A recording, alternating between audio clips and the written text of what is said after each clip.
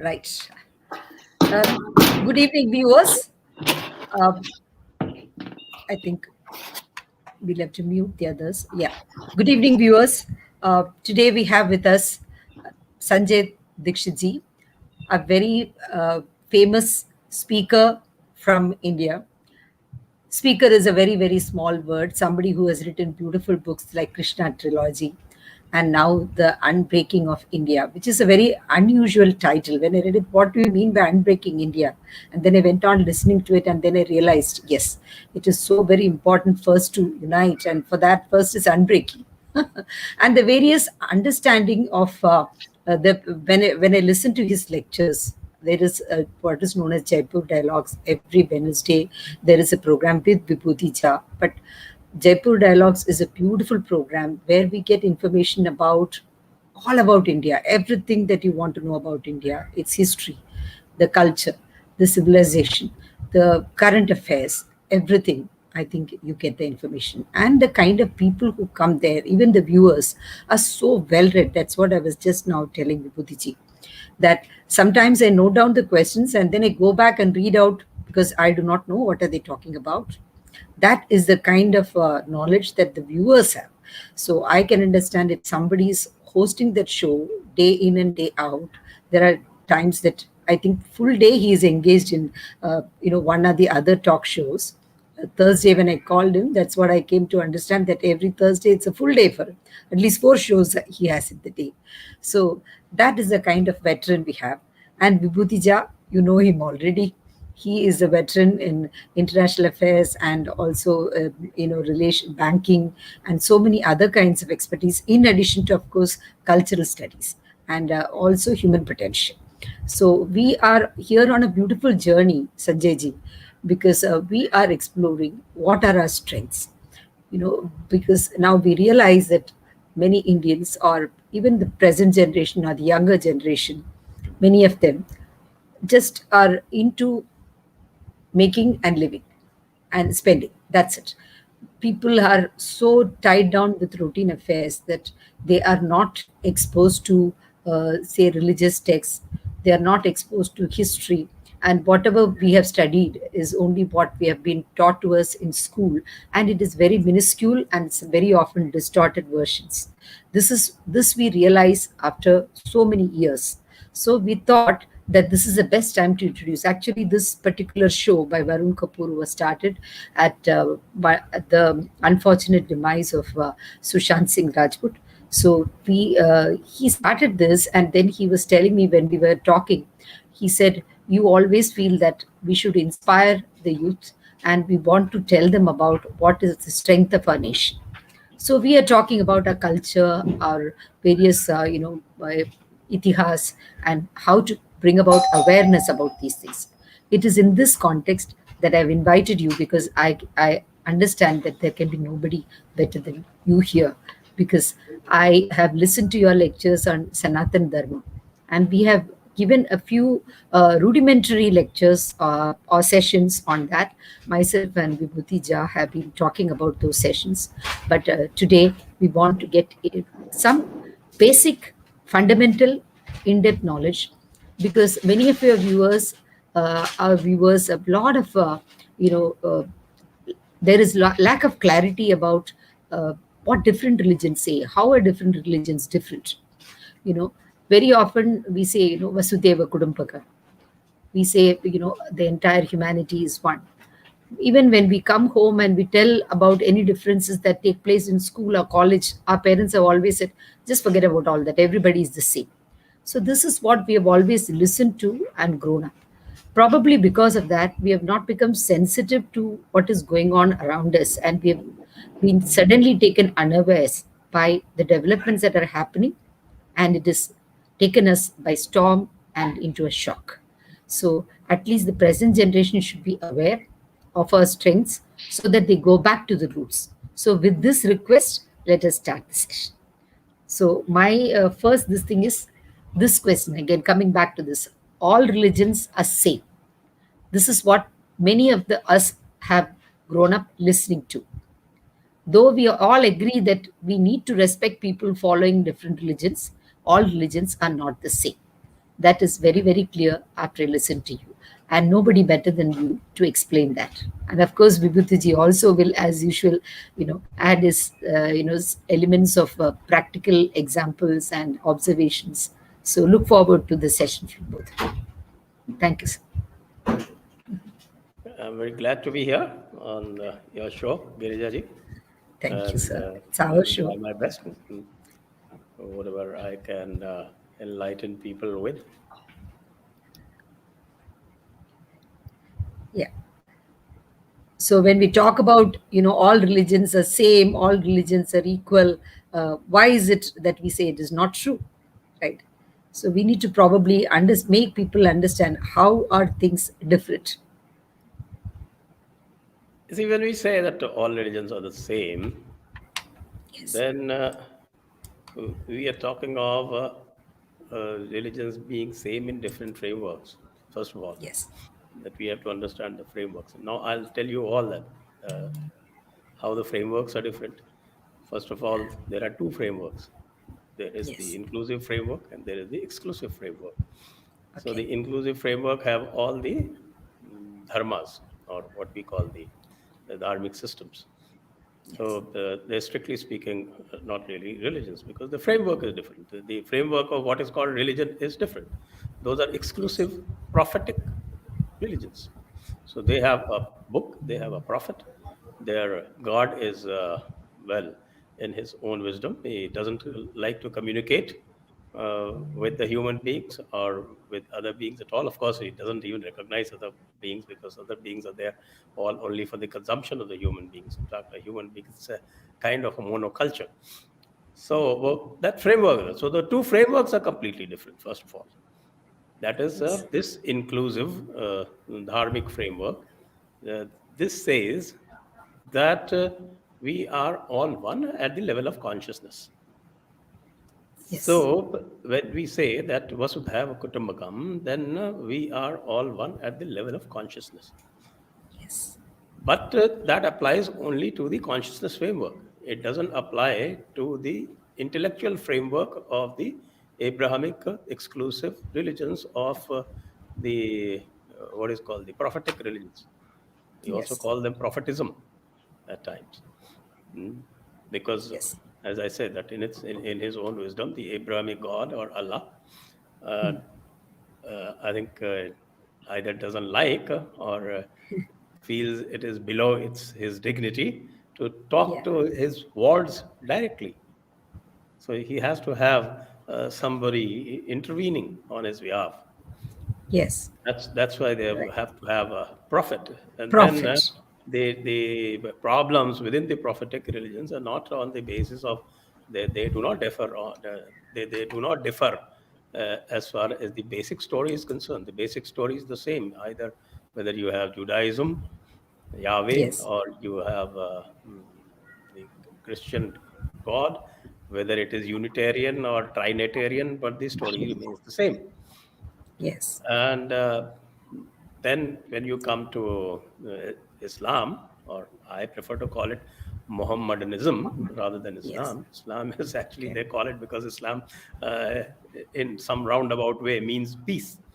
So Yeah. they needed to kind of give it some kind of a veneer of peace. So they started calling it Islam. But if you go back only 30, 40 years ago, nobody used to, uh, nobody The word Islam. was Yes. using this term. They were all using just the term Mohammedanism. Right. Difficult to pronounce, actually. So, uh, so that is so one is an intellectual Background. framework, and the other Yes. is a consciousness framework. So the basic frameworks are different. That is one. Then Right. we come down to the basic concepts, the fundamental, the concepts of, and of course you mentioned this Vasudhaiva Kutumbakam. Now Yes. Vasudhaiva Kutumbakam is a consciousness concept, and that Yes. is applicable only within the framework. Yeah. And you cannot compare it with the intellectual framework, because when you do that, there's a beautiful story in Hitopadesh which actually makes fun of people Okay. talking about Vasudhaiva Kutumbakam Okay. in everyday life. It doesn't work in the everyday life, because in everyday life you are not on the plane of consciousness, you're sitting on the plane of basic intellect, or even lower on the Logic. plane Yeah. of emotions. Yes. So it simply doesn't work. In fact, that story I have narrated a number of times. A Jaipur Dialogues episode, you could just, append it in the description. Uh, Okay. but the some substance of that is that don't be foolish. Don't apply Yes. Vasudhaiva Kutumbakam in your everyday life. Because the basic, this Vasudhaiva Kutumbakam was actually first spoken of in a text called Mahopanishad. It is Yes. one of the minor Upanishads. And in Mahopanishad, the context was Raja Janak actually giving Brahma Gyan to Shukadev Ji. Shukadev Ji, the son of Vedavyas Ji. That's So yes. he was sent actually to Raja Janak to get all the Brahma Gyan. And it is in that context that he tells him, Vasudhaiva Kutumbakam. They are talking about the Brahma Gyan. So at the level of Brahma Gyan, at the level of Tattva Gyan, at the level of Brahma Tattva, definitely Vasudhaiva Kutumbakam will apply. But it will Yes. not apply at your level of emotions and that has been made clear in that Hitopadesh story. In fact, it makes fun of people who use Vasudhaiva Kutumbakam in everyday life. So, Okay. okay, that was only an aside because you mentioned that. Now, coming Yes. to the fundamental differences, they because of the frameworks, there are differences galore, and I have counted at least 7 fundamental differences. The Okay. 7 fundamental differences are what? The first of all is the level of what is called the uh, scientific Yeah. attitude. Dharma is often called a science. Why? Not because uh, it is like physics or chemistry or something, but because the fundamentals of science are In spirit the of inquiry and openness, yes, right? what it Yeah. says, in fact, if you go to the fundamental definitions of scientific methodology, what is it? It is supposed to be uh, verifiability, universality, and repeatability. And the most important these days, of course, is called falsifiability Yes. or rebuttability. That is, you have the freedom to To question. actually try and rebut a proposition or rebut a principle. If there is a principle, then you have full freedom to rebut it. Whether you are able to Yes. do it or not is a different matter. But Yes. there is no restriction on you trying to Do rebut that. a principle. You can Yeah. try. Right. So, Exactly. in fact, what is current these days that the Karl Popper theory of uh, scientific investigations, it actually puts falsifiability at number one. That is what is the basic symptom of open inquiry. Now, that's not available in the framework of that intellectual framework of Abrahamic religions. Inquiry is not permitted. The moment you start inquiry, you start getting threats. Either you, if nothing, of course, the Christianity also used to do that. They used to burn people's stakes. It's not doing that anymore, but it still tells people that you will go to hell. And of course, beheading is still very common as far as the Mohammedanism is concerned. So Yes. that is one. And the Yes. second is the time concept. Yes. The time concept of the consciousness systems is very different from the intellectual systems. We have the time concept of what is called the quasi-cyclical concept, Yeah. where, of course, I won't go very deep into it because there is a difference between what is called eternal recurrence and the liberation recurrence. We follow what, let me just uh, assert this that our cyclical time concept is what is called a quasi-cyclical time concept. In the Abrahamic religions, it is a very, very unscientific, proven wrong that there is a creator there is a finite creation and it runs its course few thousand years. Zoroastrianism put it at 10,000 years. Christianity puts at about 6,000 years. And every 100 years, they keep giving a new date. The last date was given by Isaac Newton, that was 1920. Now we are in 2021, 101 years over. Now they're not giving any new date. Then it, during the lifetime of Prophet Muhammad, he had given a rough date of about 100 years for the earth to end. And in fact, all his systems were designed to cater for those 100 years. Now that 100 years is now what? It's 1300 years over. And they are still following those systems and saying that nothing can be changed, it is immutable, and you cannot change a word in the book of God. Of course, its historical validity is a different matter altogether. There are a lot of question marks even on that. But then inquiry is not permitted. As simple as that. So that's point number two. Then point number three is the what is called the logic concepts. The logic concepts in the consciousness systems and intellectual systems again different. In the consciousness systems of the dharmic variety, it is always either three valued or more. Three valued means that there is no clear black and white, there's always a gray in between. And in fact, one of the most popular logical frameworks that we use in the dharmic system is called Chatushkoti. Chatushkoti means uh, there is something called false and there's something called the truth. So between falsehood and truth, there are two intervening stages. That the first intervening stage, it is beautifully called Sanshay. You understand the meaning of Sanshay, doubt. And that is mm, it is called mm, uh, mm, neither neither false nor true. That is the state of Sanshay.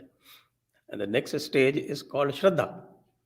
That Shraddha is loosely translated as faith, but it is something much more than that because faith is blind and Shraddha is experiential.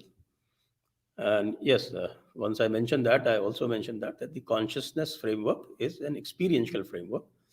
And the other framework, the Abrahamic religion framework, is an intellectual framework. So there's basically intellectual framework, experiential framework. Then you can call it this experiential, you can call it consciousness framework as well. So in the intellectual frameworks, there are only two values, the binary values, either yes or no. Either it's true or it's false. And how it is determined? We go to the fourth one. The fourth one is the concept of the proof or the epistemology. So the epistemology, when we say the binary systems, yes or no systems, or true, false systems, it's very simple. Whatever is written in the book is true. Whatever is not in the book is false. So simple. So in fact, the intellectual systems are designed for intellect. I often say that it is designed for IQ of less than 75, actually. But but then a lot of bright people also like to go down to that IQ and use it that way. And in the experiential system, the consciousness system, uh, it is very clear. I mean, so many times I have said this so many times. In fact, I say that every day. That has been in the morning during my walk. I repeat it again and again. And what is that? It says that the direct experience is the experience, is the pramana, is the proof. There is nothing to beat direct evidence. That's very much accommodates uh, what is called the scientific method. Pratyakshe inagamo vidna. Pratyaksham yetiyor moolam. Pratyaksham yetiyor moolam. Kratantai etihiyorapi. That is, let me break it up for you. Pratyaksham hi etihiyo moolam. Okay, pratyaksham hi eteyo. Eteyo means both. Moolam, the root of both. Of both meaning etehiyo. Etehiyo is tradition and pratyaksham etehiyo moolam kritante etehiyo. Kritanta means anuman. Anuman means inference. So the direct evidence is at the root of both. And pratyakshena bhinna. Pratyakshena agamo. Agam, you understand? I think everybody understands agam. Yes. Agam is again tradition, same as eti in this context. So pratyakshene agamo bhinna kritanto va na kinchana. So if agam and kritant, that is the inference, are different from your direct experience, then that is not permitted. It, na kinchana. It cannot be. That's what it says. And so much so that so much value put on direct experience, because again, the direct evidence is also of two type. When we are talking about consciousness principles, it is of two type. One is experiential and the other is empirical. The empirical is one that you get from your own senses, and experiential is that which you get, which is confined to your own consciousness. And that is when you reach what is called the chitta level of yours, Man, Buddha, Chit, Ahankara, Chitta, those four levels of Vak, or levels of what is called, in Vak it is called Vaikhari Madhyama Pashyanti Para. So when you are at the highest level of your own self consciousness, that is the time that you get that experience, that you're able to get that experience. And that experience, unfortunately, uh, cannot be uh, related to somebody. You can only guide the other person to achieve that same experience. So all our Vedas, Upanishads, and all that, they are all trying to guide everybody to that experience. Of course, in empirical plane, obviously, through your senses, what you can see, what you can experience, what you can feel, that the other person can also feel. So that direct evidence is the highest evidence. Gita, it says, uh, a lot of people have a lot of things to say, but they forget that 2.46 Bhagavad Gita, it says, Yava anarthe udapane sarvatah samplutodake tavan sarveshu vedeshu brahmanasya vijanatah. Let me just summarize it. It just says that somebody who has experienced the Brahma, he doesn't need even the Vedas. So you can see that you transcend the book.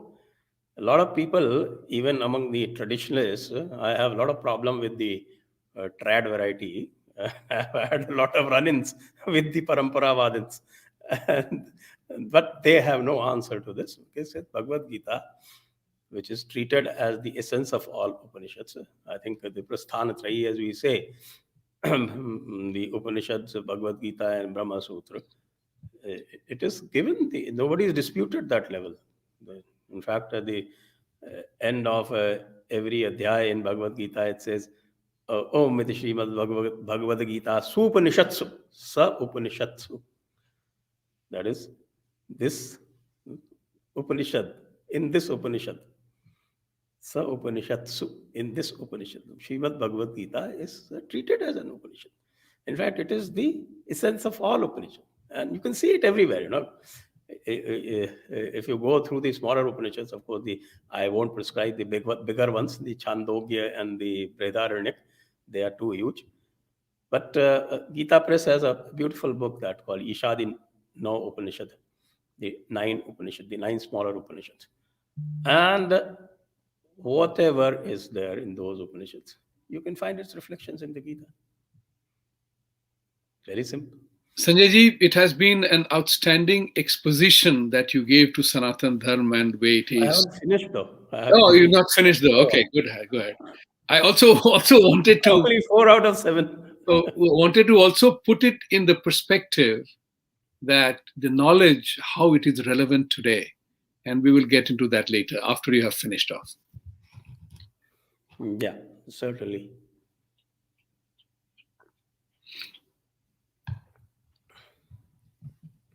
So the other three, I treat them as fundamental, but then they are fundamentals also because if the first 4 are not there, then these fundamentals, so they're semi-derivative kind of things. And that's, of course, a cosmology, the infinite cosmology that we have, that Purnamadam, Purnamidah, Purnat, Purnamudachyate. Purnasya Purnamadaya Purnamevavashishyate. That is the first expression of infinity, and it is there in the Ishopanishad. So, that expression of infinity basically also related to the breadth of time concepts that we have. So it is because of that concept that we can visualize our Brahmand as infinite multiverse. It's not even one universe, it is a multiverse kind of a situation. And the beauty is that we can visualize that Brahmand within our brains, the cosmos within the brains. Yat pinde tat brahmande. So that is the way that we can visualize the infinite into the infinitesimal. So that is the cosmological concept that we have. And then we have the eschatology. That eschatology, of course, was also the eschatology, the theory of death. That also is related to time concepts in a way. You can call it a derivative, but I treat it as a fundamental because otherwise it becomes difficult to explain to people. And that is where the concepts of rebirth, concepts of moksha, and all that come in. And another related concept is, of course, the immanence of divine. That immanence of divine, why I treat this as a separate concept is because it is very clearly very different from the Abrahamic religions. Uh, uh, I talked about eschatology. The eschatology for them is the last day of judgment. And I may also mention that ultimately uh, the concept of death in Sanatan Dharma leads to liberation. Yat karma tan nanibhatnat sa vidya ya vimuktaye. So the karma is that which actually liberates. And same thing, the vidya is that which liberates. And you have to have that complete view. You cannot have one view. As again, I think it is probably, Ishopanishad only that says that vidyam cha yastada vedo bhayam sa. Vidya and avidya, you need to know both together. Just knowing one will not do. Because avidyaya mrityortitva vidyaya mritamashnuте. That's through avidya. Avidya in this sense is termed that termed in the what is called in this context of karma, and uh, vidya is contextualized as jnana.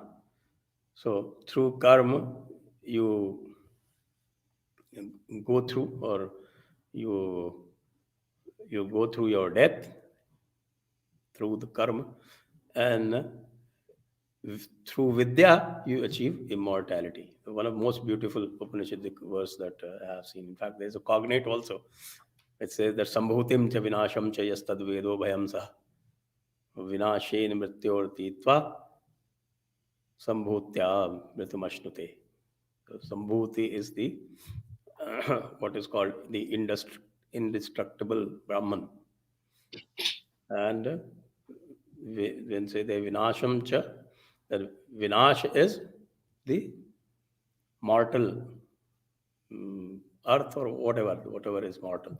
Now you need to know them together in order to become immortal. So these are the beautiful concepts that have in the term of our death theory. But in Abrahamic religions, death means an eternal bondage.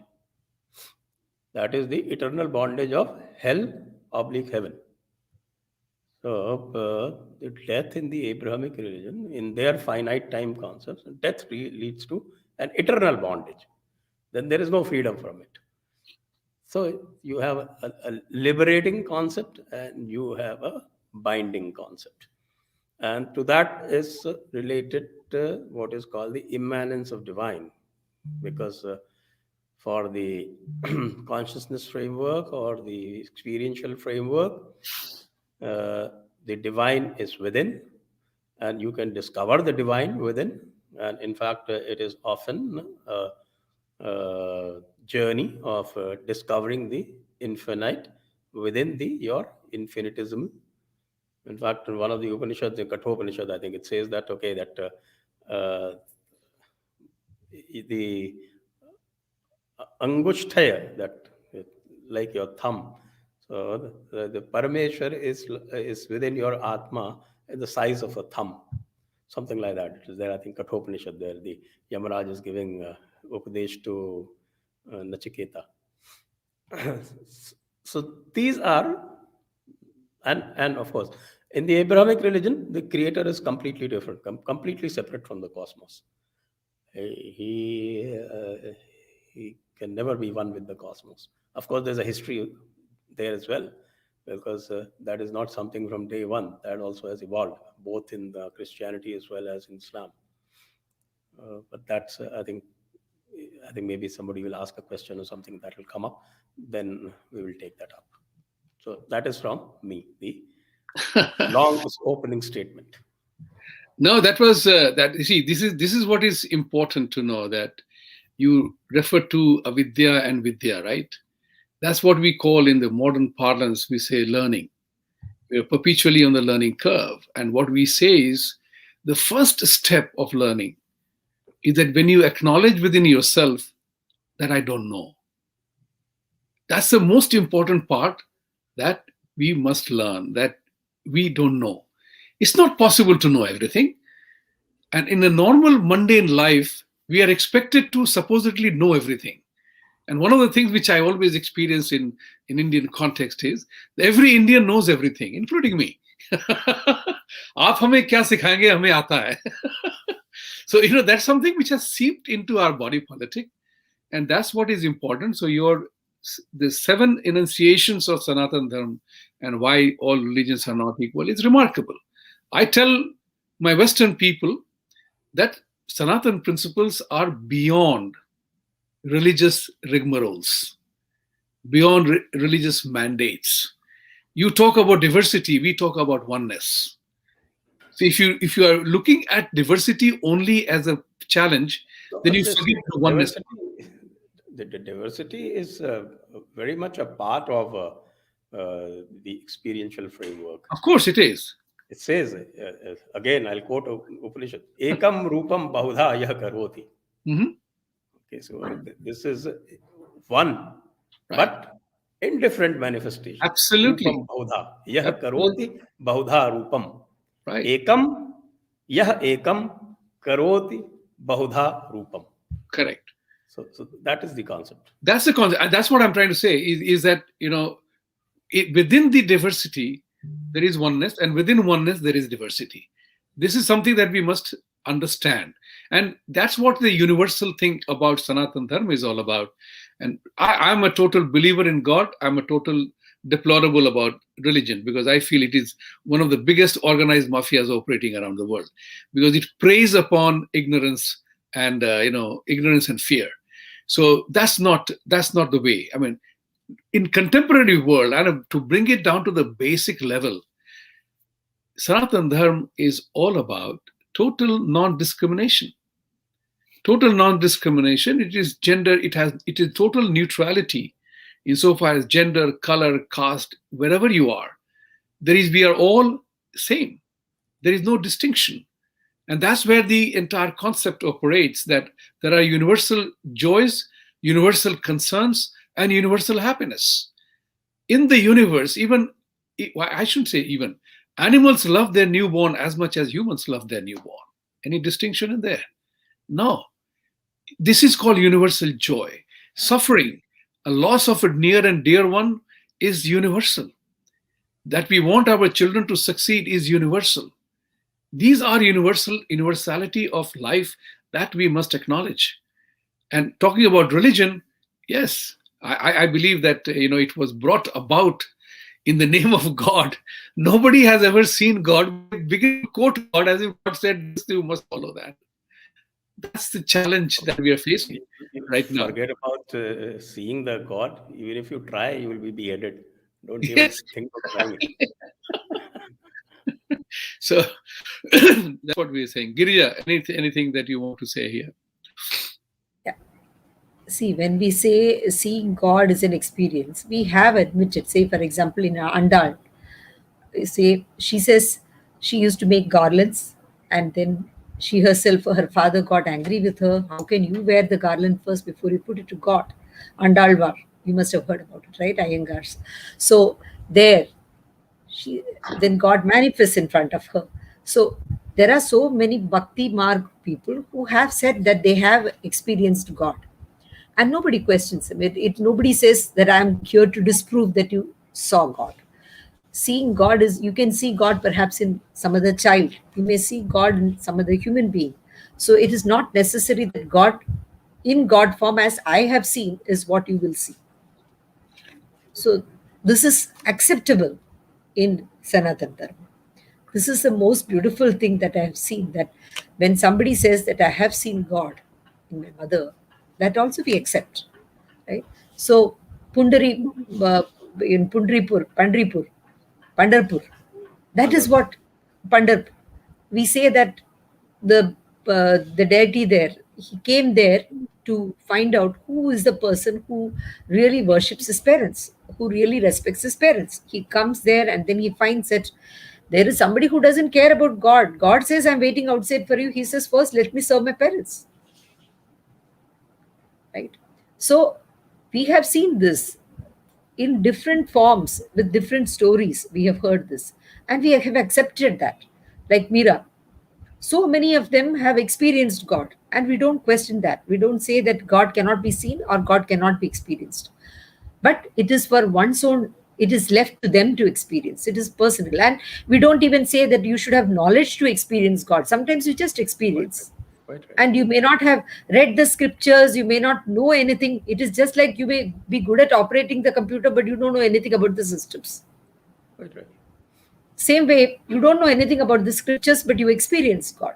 People have done it. Yes.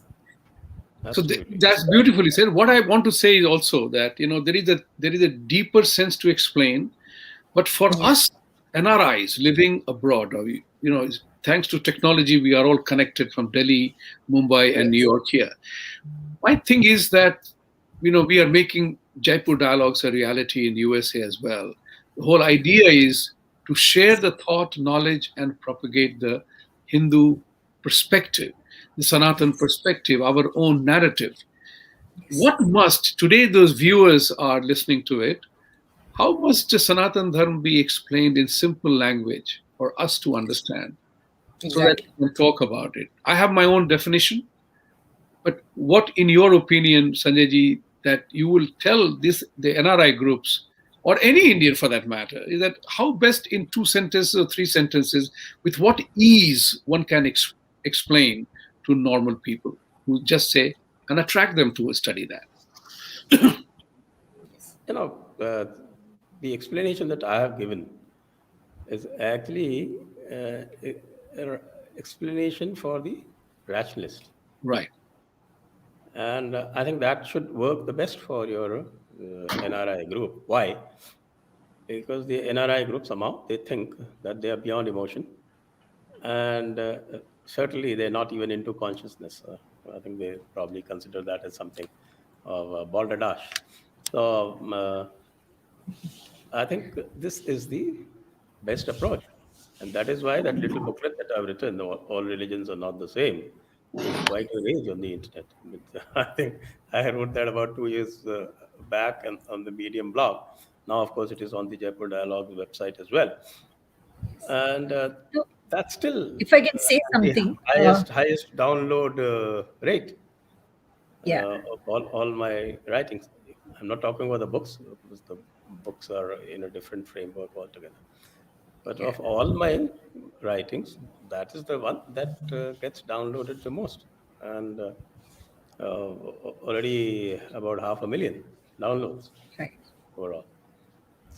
yeah, So I think that works the best because to lead somebody to experience requires a guru, and the real gurus are very difficult to find these days.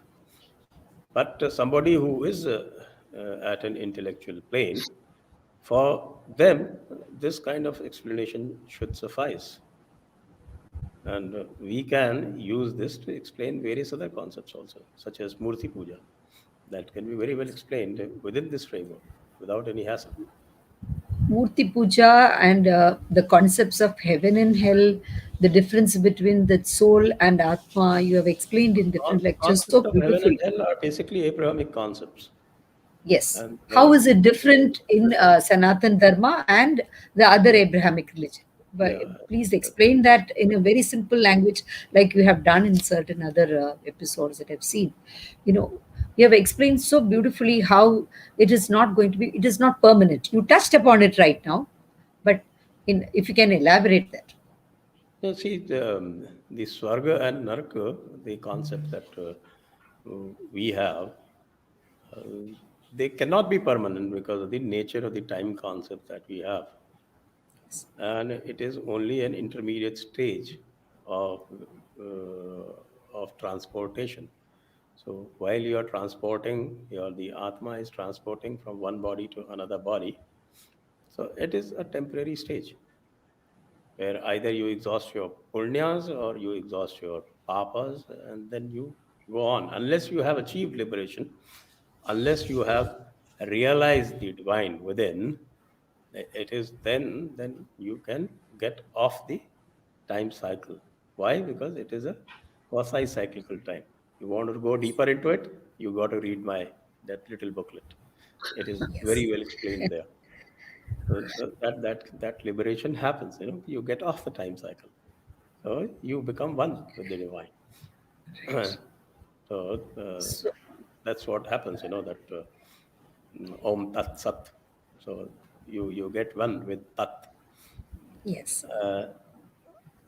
But in the Abrahamic religions, the heaven and hell is a permanent physical concept.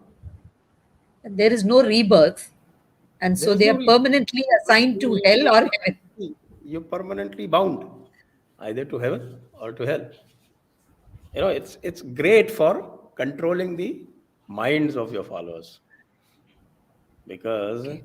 the interjector, the alim or ulama, malana, mufti, muhaddis, mujaddid, whoever he is, the caliph, they can always keep threatening people. Look, I am the agent, and I will recommend to uh, the prophet, because prophet is the one who will recommend to Allah. So these are the people who will recommend to the prophet on the day of last judgment that you go to hell. So people are eternally scared.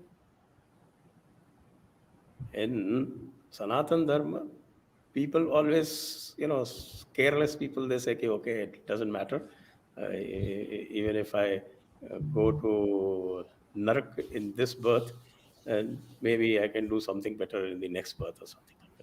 So that kind of attitude So there is is there. always hope, and it is also So redeemable. I'll just Redeemable. explain to you. Yeah. So the whole thing is that and you even see that in the book of the Christians, the book of the uh, Mohammedans, that they always fear God. Yeah. There is mortal fear of God, and the God, oblique Allah, also keeps telling, be afraid of me, be afraid of me, be afraid of me. Why? Because I have the capacity to put you into permanent hell. Burning in hell. The Ishwar or the Brahma has no capacity to put you in permanent hell or permanent heaven. You will earn that through your karma only. So that is why, in the end, even in Gita, uh, towards the end, Krishna gives his message. He says, Ma Shucha, do not fear. So the message in Sanatan Dharma is, do not fear. You can be you can be a friend, you can be a bhakt. The bhakti is a beautiful concept. These idiots, these Lutein idiots, when they say Bhakt, they do not even understand what they're talking about. That's right. They basically mentally challenge people. So I tell them, I have given them open challenge, come and discuss. They don't, because they don't have the capacity. And I give that dare to any Peder or any Maulana as well. Come and discuss. They won't, because they come with those dogmas, and those dogmas are self-evident truths to them. For me, they are not self-evident truths. You got to prove them, and you have to allow them to be falsified. They don't allow them to be falsified either.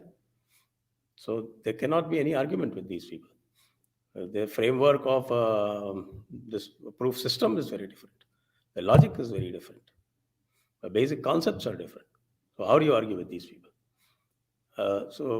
Sorry, I lost track. Where was I? The logic of it. Sorry? No, you were talking about the whole concept of heaven and hell, the condemnation of people to hell or heaven or hell. That's right. Heaven and hell concept. So that's called indentured I was saying that the concept is do not fear versus be very afraid. Correct. That is another big difference. Right. So how, Vibhuti Ji, you would like to enlighten people about how ruling people by fear is something that is not acceptable these days. That is why you find that Abrahamic religions, they have to propagate, by force. They are trying to do that. You find that in several countries, they're afraid that Christianity is dying out. They're afraid because the young generation cannot be attracted by fear, cannot be bound by fear and say, okay, if you don't do this, this is what you'll get. If you do this, this is what you'll get. No. So what is your take on that? My take is real operating from the ground levels. Because what is important here is to remember that we all talked about this. Sanjay Ji elaborated big time, and I believe in the same theory that you can't be God-fearing. I tell people I love God. I'm not God-fearing. I'm a God. I love God. Because whatever He has given me, I'm grateful to that. Whatever He's made me, I'm grateful to that.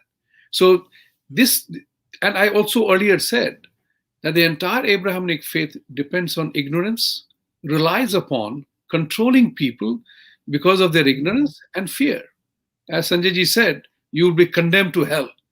Or you need the, what Shashi Tharoor said, coach class travel. I will send you to hell in a subaltern class, or I will send you to heaven in a coach class, first class, or business class. He issues a ticket. So breaking down the philosophy at ground levels, you realize that now, because of the advancement in science and technology, the fear and ignorance is going away. Literally and figuratively speaking, the veil of ignorance is falling. Masks aside, mask is put on with knowledge to avoid something. Veil is put out of ignorance. That's the difference that people are now realizing. Give the credit to West. You see, you always learn from others. I believe in it. I learn from everybody else around me. So what I learned from the Western people, the Christian people, is very simple. They were very strong in innovations, scientific discoveries. They wanted to prove that they are bigger than God. The joke in West is, in America particularly, why God doesn't claim to be a doctor. God doesn't claim that He is a doctor, because doctor solves all problems. God doesn't solve all problems. You have to solve your own problem. So as the science and technology has advanced, people realize God has nothing to do with that. Actually, fear and ignorance is going away. This has no religious monopoly, right? When you are at the doctor's table, there is no Islamic cancer or Christian cancer or a Hindu cancer. Cancer has one name. So this body in which consciousness lives, life lives, is made up of one element, the sufferings, and that's what the universality of sufferings and joys are there. So now people in the West are saying, I don't need to go to church because I know what is happening. Has anybody ever blamed God for tsunami or floods or cyclones that cause death and destruction? Nobody blames God ever. But it is important here to remember that breaking down of this, the breaking down of the religion is happening because of science and technology. And we Sanatanis must welcome that, because we believe in it. That's what natural law is all about. That's the important part, is happening in the West a lot. That's why churches are falling vacant. Nobody's going there. And people ask this question. At a lower level, people ask, where is God when I needed him to be saved? That's the important part. And if you bring in the call of karma, then then their faith gets shaken, because we believe in karma, right? So the musicians may call karma is a B, but we know karma is not a B. It is your act of who you are. You are defined by who you are. That's why we say that you can't kill 20 people and say, I did it in the name of God, so I'm going to heaven. No, heaven and hell is right here. Your karmas and your action defines you who you are. So I've said this to people, that let's take one simple example. I said this real term. तुम्हारा बंदा 15 बार नमाज पढ़ के बम उड़ाता है समाज में, right? I don't go to the temple every day, but that day I save 5 people, take them to the hospital. So from your definition, who is Khuda ka banda? Me or your guy who killed those 15 people? The answer lies there.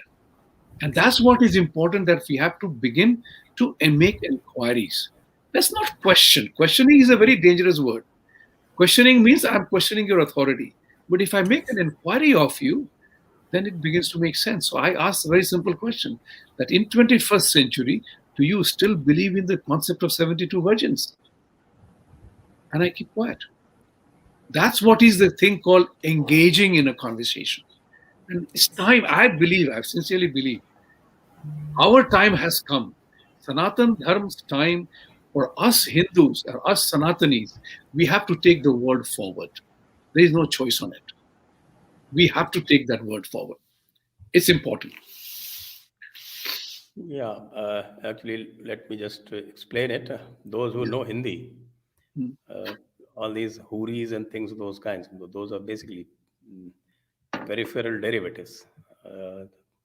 They are not the fundamental concepts, they are the derivatives. Those who know Hindi, they should watch my interaction with Dr. Ajay Trungu yesterday. I think he explains it very beautifully in very simple terms. And he said that, I'll speak in Hindi, कि एक तरफ ही सिद्धांत है और एक तरफ भी सिद्धांत है. उनका कहना है कि अल्लाह ही है, किताब ही है और पैगंबर ही है. और हम कहते हैं कि भगवान भी है, वेद भी हैं, महापुरुष भी हैं. So what you have said can be summarized in Hindi in these very simple terms. And of course, I think we are already at 53-minute marks. I don't know how much more time you have. So we can always discuss the derivatives at some other time. I think today. I think there are a lot of inquiries are coming. So let's address those inquiries, and that will also address a lot of issues involved. Yeah, okay, sure. Yeah. So how do you take the questions? Girijja Ji can't hear you. You have muted yourself, looks like. Yeah, I have muted myself. Yes. So there is a difference between Hinduism good and Hindutva evil. Communist liberals use this to counter Sanatanis. What are your thoughts on this? Sanjay Ji. This is asked by some Arun What thoughts Art. you want me to express to stupid assertions? I did a spoof of the originator of this evil, and that was Mr. Shashi Tharoor. And you can recommend to everyone to watch that, and you can see. I kept asking him for a counter. He's not come up with a counter because he doesn't have any. So this is basically trying to reduce the consciousness framework to a binary, a multi-valued system to a binary. That is what it is, in Yes, fundamental terms. very true. Here is a question: all Abrahamics being used by liberals or vice versa in their respective sides have a mega Gadbandhan. Mahagathbandhan. Oh Mahagathbandhan. my God. Maha, Maha, they have Mahagathbandhan. written Maha Gadbandhan. We know how that goes. So, Yeah, we know how that goes. We know Yeah. that yes, birds of this the same kind flock together. absolutely. Here is somebody who has mentioned yes. Uh, we have ordered 10 plus books of Unbreaking India to distribute amongst the family. It is very enriching. That's Thank you, lovely. Aranji. Thank you Thank very you. much. Lovely. Very nice. Only pure logic can bring young Hindus back to Sanatan, not belief. Do you agree? I actually, when you asked me that question, and I said that about NRI, Vibhuti Ji asked me that question, and I said that I am addressing people who fancy themselves to be at the plane of intellect, fancy themselves. Okay, so that's why I am using this particular medium, and logic is cool, you know. Yes. Reason, rationality, these are all cool things. So the Hindus who fancy themselves as intellectual can only be brought back to Sanatan through these cool methods. You can't bring them back through rituals and mantras and all, because they don't even understand what you're talking about. But if you Yes. speak to them English, preferably fine English, Yeah. which they think you're speaking better than them, Yeah. then they will probably, first thing that they will do is probably listen to you.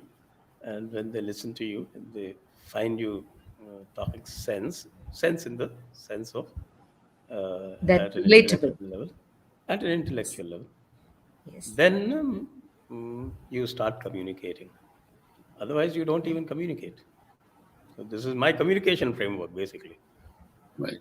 So, yeah, so in that sense, Vipunji is right. Yes. We need to speak their language to reach them. Yes. I do not know That's why. whether That's you I why. don't do. know how to speak woke language. Maybe Vibhuti ji can assist me later on. Yeah, that is the biggest export of United States cultural revolution right now. Yeah. Yeah. The other part is also very important, Girija ji, that to speaking to the young Hindus back here. Yes. There is you learn, you de-learn and relearn. You do all those kind of things. So if you have doubts about what you are, if you Yeah. have been infiltrated in your mind through education of this variety that pumps into elements that are not true about your own faith. And the classic example is how Audrey Truskay in Rutgers University is spreading canard, and Brown University calls her to speak as if she's an authority on Hinduism and Sanatana and Indian history just because she read Sanskrit. And there's a very fine movie called A Fish Called Wanda, in which Kevin Kline, the American intellectual, who says, I read Nietzsche. And he tells his girlfriend that apes don't read Nietzsche.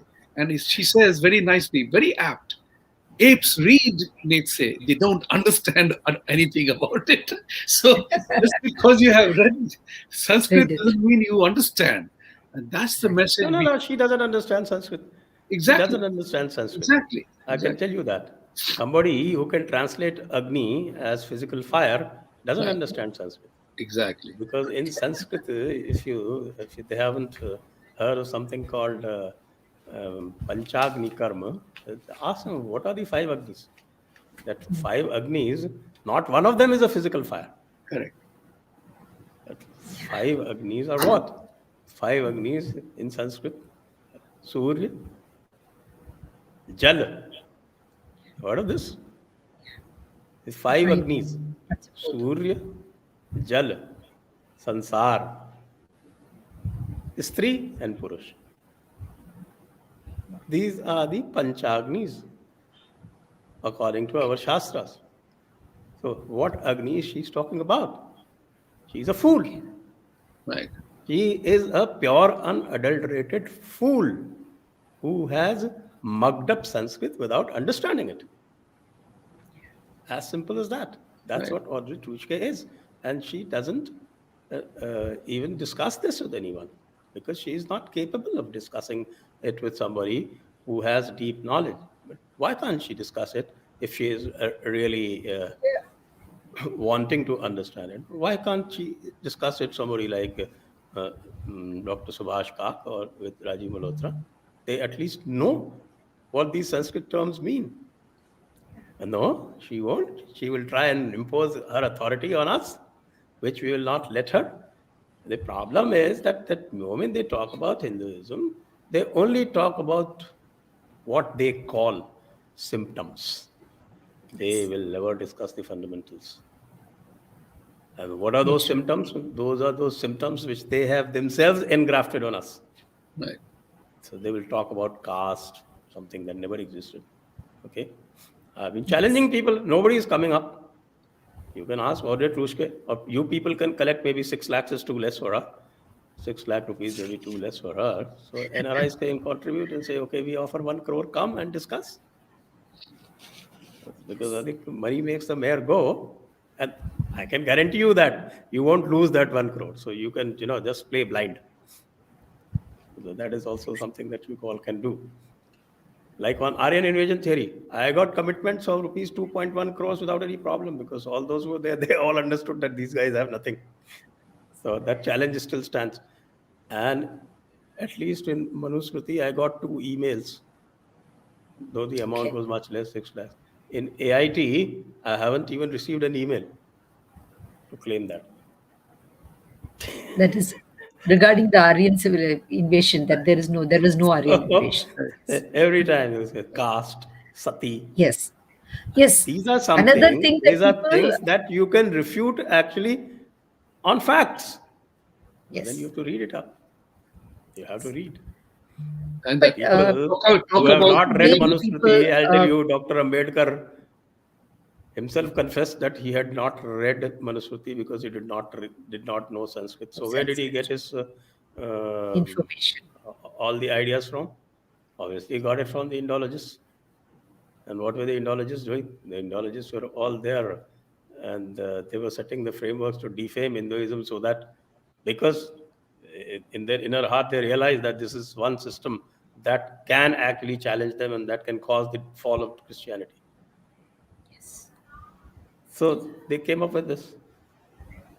They can only deal with dogmas. So they create dogmas and then throw those dogmas at you. And because they have successfully colonized us mentally, so Yes. we think they're authorities. right. And even science today is what? Even science is authority. Nobody is actually, people who are learning science and technology also, they are not going and experimenting and finding out whether whatever is being taught to them in thermodynamics or in mechanics is actually correct or not. They Right. just take it as truth. Actually, gospel truth, because gospel truth is the false dogmatic truth. That's So right. it becomes Yes. it becomes gospel truth. Gospel. Sanjay ji, So there is a very it is interesting not scientific truth. For yeah, them, it becomes gospel truth. gospel truth. Yeah. Yes. Sanjay ji, talking about the truth and knowledge. There is a very nice question by Pramod Mailar. He's saying Yes. that how do you introduce Sanatan knowledge to young kids, 7 years and above?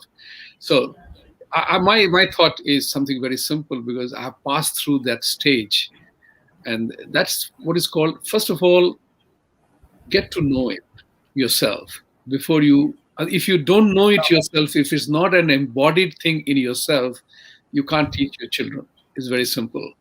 So get to know most of the parents, and that's what is. I'll tell you. Give you a very simple example. In Long Island here, this is a real thing. So think about implementing it in your workplace. There was a day several years ago, more than 10 years ago, when our children came across and asked us that in our schools, so many things happened about other faiths, but nobody talks about Hinduism. What is Hinduism? And that brought a shock in about 10, 20, 15 parents that, hey, we ourselves don't know anything about our own faith. So we started an actual practice of only 12 families and our children getting together every month to talk about Hinduism, our practices, our faith, doing a havan at the end. Important part was that it was not a Bhojan Pradhan event. We did not meet for food.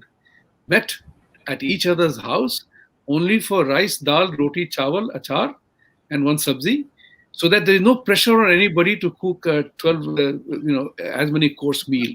But we would call a pandit, do a puja, and talk about the important event in that particular month, because we always have something going on every month. Talk about that. Believe it or not, it transformed us and our children. So, Pramodji, think about doing something like that so that you get to know and others get to know. That learning, parents and children learning together is the finest thing to happen. And I'd be happy to share with you here that Hindu University of America, these people came on my show and they have started a program, because I had been talking to them that most of the first generation Indians, we ourselves don't know enough about our way of life. Absolutely. Yes. So, Yes. so Hindu University of Totally. America does an online course for parents and children together, educating them about Hinduism and things like that. So think about it from that, but get to know it. Read Panchatantra stories. Read things to Yes. children. Instead of reading Archie comic books, and there are values in our own scriptures. So sit and read together. Parents and children reading some book together. You have no idea what impact it has on learning and relationship between the parents and children. My thoughts. Absolutely. I'll just Yes. add a See, little I bit. studied. Yeah. Go ahead. I'll just add a little bit to this. That, of course, I agree with Vibhuti Ji that actually it is our generation which is probably the most responsible for this state of Absolutely. affairs. And we need to make amends. That is one. And second is my thought is that you got to make, as I said, you got to make it cool. And therefore, the best way to teach it as science, because science sells, and everybody who can actually tout their system as science uh, actually gets a chip on the shoulder, and you give him a reason to look big or look better than the other guy. And always tell him that, okay, yeah, you are what? You're just a believer. You're a blind believer, blind faith. Our thing is scientific. How it is scientific? Then, of course, all the things, other things, why puja should happen, why Murti puja is important, how it is, all those things come later. The seven fundamentals that I have said, those are the ones that need to be ingrained, because that gives confidence to a child, to a youth. In fact, I designed this whole thing for the youth. Very true. Um, Also, I feel that with stories, we impact children a lot. When I studied in school, I studied in a up to fifth standard, probably in a Hindu school. Then after that, I was sent to a Christian school because that was the only school where there was English medium available. And believe me, neither in the Hindu school nor in the Christian school there was any reference to any Hindu scriptures or stories or itihas or nothing. Every day Oh, morning there used to be Bible that's our learning. Chachaji's legacy. Yeah, so Bible learning was there. If you want, you can do that. Otherwise, there were moral studies. So the moral stories. That's it. Either it is talking about truth and lies and being good and being a thief and all those kind of things were Yes, it's discussed. simple. So In in fact, Christianity, it is simple. Truth and lies, yes, they comes only from the book. So you don't have a concept of relativity there. yes. So that is what The we were fed theft, up. theft is So what is defined in the book. It is not like, what, as I often relate this very interesting story about an old village woman who's talking about, I was a young officer, administrative officer recently posted, and just talking about how theft is bad. And she said something which I have never forgotten. That is an object lesson in the uh, multi-valued logic of our tradition. And she said that even Krishna was a thief. What was that? Just think of it. Just reflect on exactly. it. And I couldn't sleep for 2 3 days. I was going to look at the wisdom of this old woman and where we are. That is the time that I got my lesson, the first lesson in multi-valued logic. But you can't go by the script of the book. Exactly. Because if you start judging, for instance, that is why, in fact, that's what impelled me to write the Krishna trilogy. If you try and judge Krishna from the standpoint of Bible, then he would look like a rogue to you. But if you look at Bible from Krishna's standpoint, the Bible will look like a scandal to you. But you have to understand both the points. And of course, Professor Subhash Kak has proved it mathematically that three-valued logic is better than two-valued logic. So that's that. Yes. Here, there is a person has posted. I personally feel that since Asian countries, not any country in particular, have a common inherited impact of Sanatan, how can we come together and I believe be a lot more productive and effective? Well, that is the not even the second stage. That is stage 3. So let's not get ahead of ourselves. Let's do the stage 1 first. Let's first understand what we have. I think Yes. majority of us do not even understand what we have. Once we understand what we have, then we get ourselves together first, and only after that we can approach the other dharmic societies like Buddhists or Shintoists and all that. Like you explained, many of us also feel guilt ridden because we are not aware of the various things. Like, for example, they will say, okay, Krishna was called as, he was belonging to the cow herd, and Karna was denounced because he belonged to a lower caste. So, caste system has persisted forever in Hinduism. This Absolute is what you nonsense. hear, right? In fact, Exactly. people have not even read Mahabharata. All these Christian missionaries have read Mahabharata more than what we have. And what they do is that they read this and then they find that, okay, this is a very So, unifying aspect. so why So don't you please throw try light and on casteism and how it has not been a I've part done of that it? too. I have written 2 books on Krishna already. 2 out of the third one will come. Yes, And there is a long discussion about Karna. yes, Long discussion on Karna, on Draupadi, on all these aspects, all these things on which the West particularly tries yes, to find a convenient scapegoat. yes. So I would So many recommend that Hindus, if because they are people not, read my yes, books, they will understand. And it's also that it goes back to the fundamental question is 99% of the time, majority of us, because we do not know our own texts, exactly. we are questioned, as Sanjay ji very rightly said, that these people, those who oppose us or who fear us, they have studied our text, they know our weaknesses. Uh, Yeah, sorry, you want to say Let me something? It's sorry, not, just they one thing. don't know our I thought weaknesses, but I believe I'll that just they're explain looking because for this is weaknesses.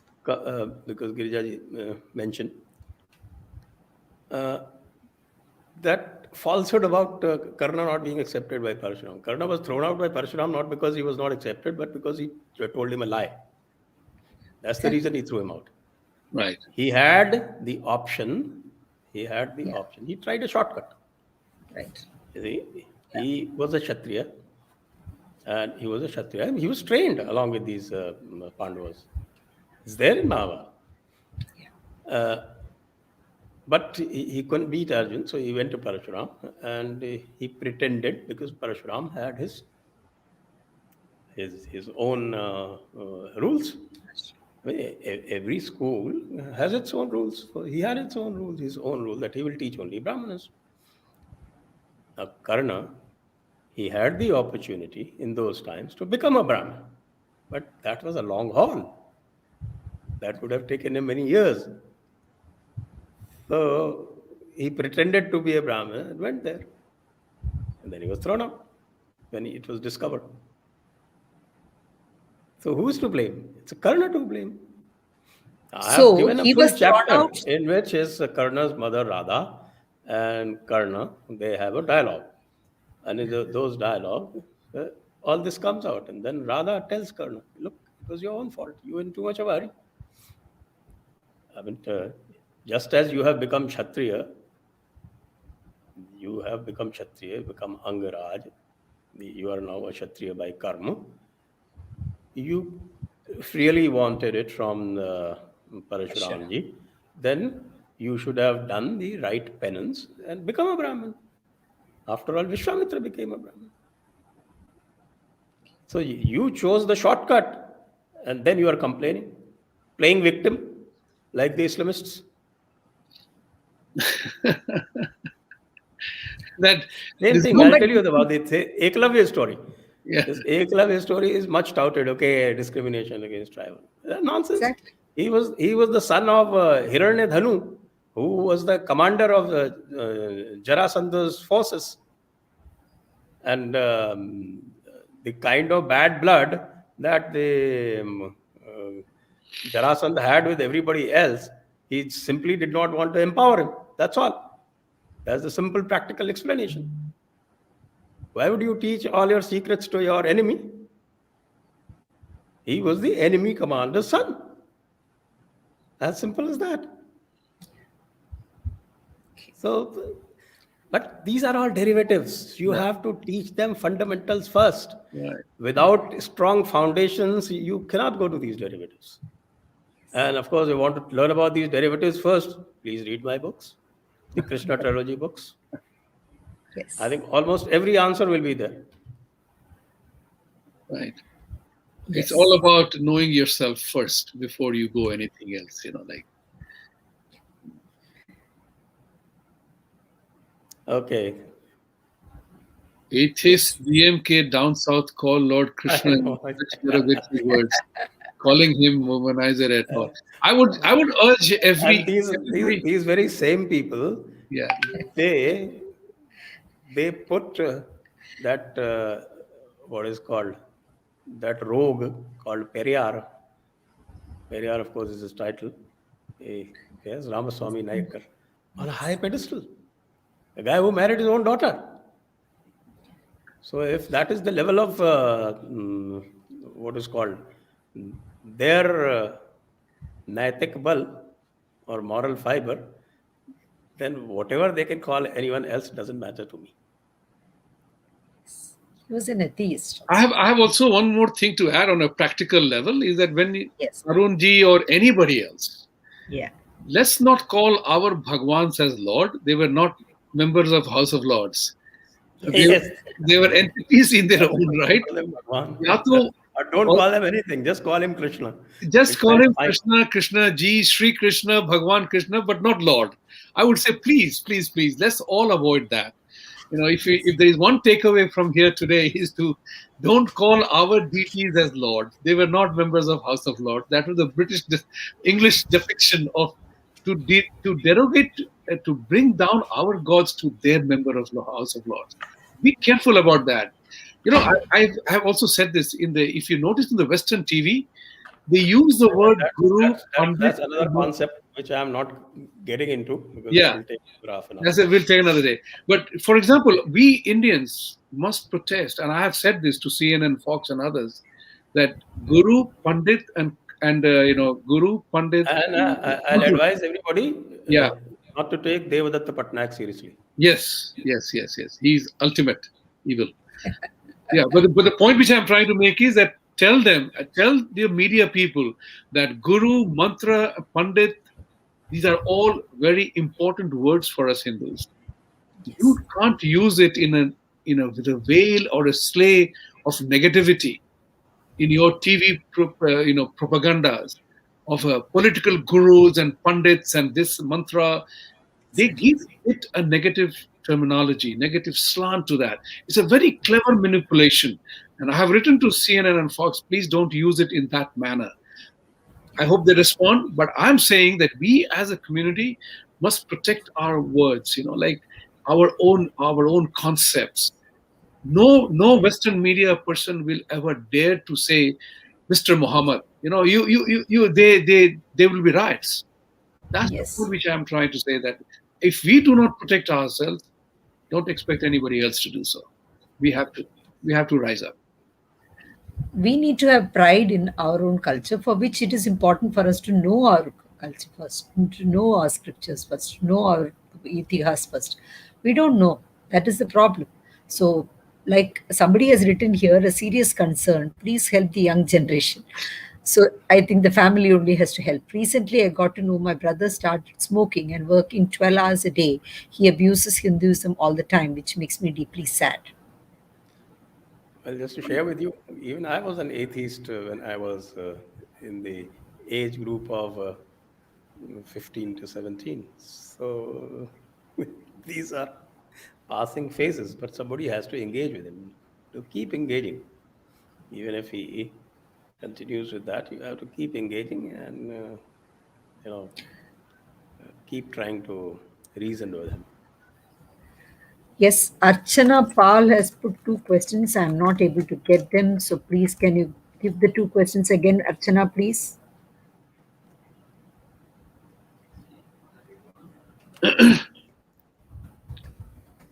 She has said, I'm not able to get it. It's gone past up, I think. So, Bhatt accepted your challenge Sorry? on Arya Dravidian Pankam. Did did Evara Butts accepted your challenge? What is it, Evera? Rahul? Even Okay. Wendy Okay. Doniger and Audrey Truschke did not accept. You expect these half-wits, dim-wits to accept? Okay. Suddenly my chat is not coming up.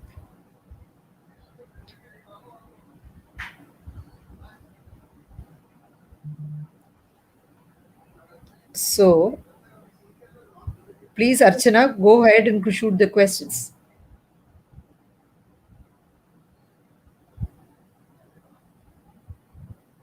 Yeah, why it is so important, I can just see here. Why is it so important for all legal fraternity to follow Supreme Court all judgments, Supreme Court judgments binding on subordinate courts only? Why proofs are so stuck there only and scared to think out of it? That's because it's This part is of the Constitution. Whatever is laid down by the Supreme Court is the law of huh, the land, Article 143. yes. Okay. So maximum people working in legal fraternity from professors to judges level, maximum are of pro-Islamic mindset, and they are spreading such favoritism of Abrahamic faiths in students also. How can we change that? That is again Archana Pal's question. By strengthening the foundations of your children. And for that, strengthening your own foundations first. Yes. Another question from Ujjwal Narayan. What about faculty in all Ivy League universities and Antifa? I know Just it's a long haul. Yeah. It won't happen in a day. yes. And there are two reasons why it is a long haul. One is that fact that there are very few amongst us who rise up with the deep sense of knowledge. And when there are those, then they are opposed because of the syndicate or mafia, as they call it. Because who wants to be? So that's why Sanjay ji is absolutely right. It's a long haul. It won't be an easy battle, but we have to take advantage of the current scenario. For example, I'll give you this example that I said this, every disaster is an opportunity. Coronavirus is one such disaster, which is an opportunity. But coronavirus did not discriminate between any caste, color, religion, nation, boundaries. And on the contrary, all the religious miracle performers are either sitting in a den or a cave somewhere because God didn't listen to any one of them. And as a friend of mine recently said, humans are screwing up the planet Earth, God is taking over. So better watch out, religious practitioners. These are issues that we have to take it at the ground level, take advantage of the opportunity that comes, and move along. But then it is going to be a good long haul, and we are ready for that. there is one more question that we can take, and probably we can sum up then. Tirat Singh Rawat's comment on ripped jeans and sanskar. Was he expressing his trust in his faith with logic? Does he have the right to do so? Does he have the right to do so? Are people bashing him, infringing upon his right of faith? So, See, he wanted to say something which he was actually not equipped to do. How to say okay. that? We will demonstrate to you in the next week. And Okay. I have a dialogue. I have already scheduled a dialogue with Professor Bharat Gupta Okay. on the